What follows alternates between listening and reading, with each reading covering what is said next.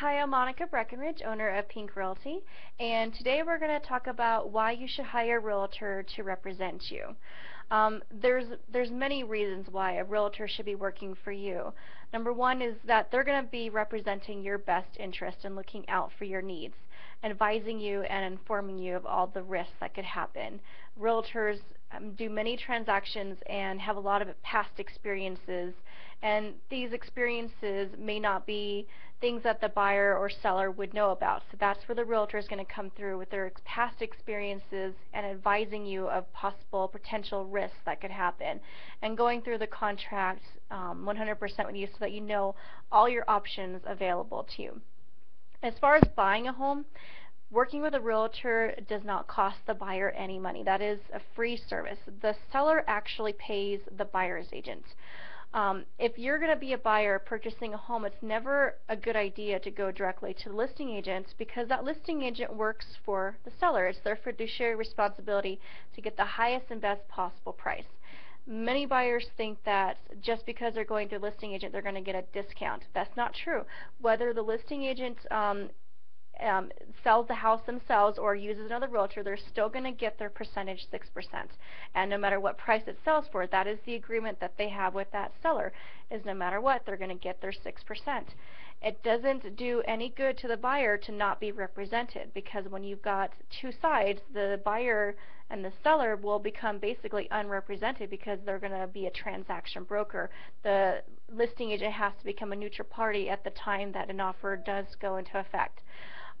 You do want somebody representing you, and if you make an offer on any one of my listings, we have other agents on our staff that will represent you so that I can stay fully representing the seller. That way we're not becoming transaction broker.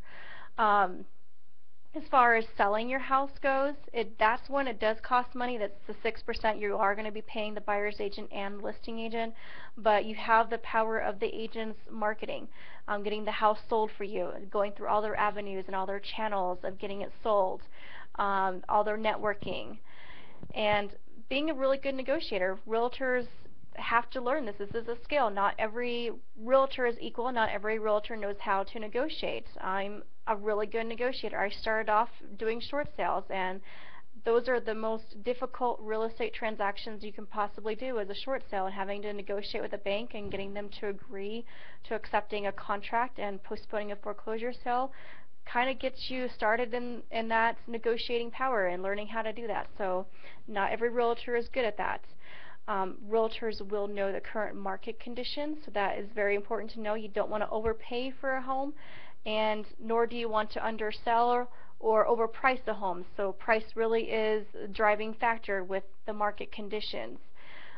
Getting the property to the closing table, there's a lot of work involved with once you're under contract. Finding the house, that's the easy part.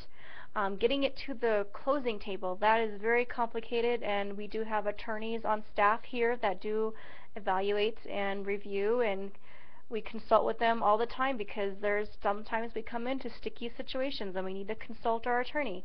So having that backbone behind us, the whole team, even the attorney is part of the team, backing you up. Our attorney reviews every single one of our offers, and he knows about every transaction. So he's there as your attorney as well, being our attorney. So it's very important to have a realtor represent you. Again, it's a free service for buyers. It does cost for the sellers, but it's definitely worthwhile, and we look forward to working with you.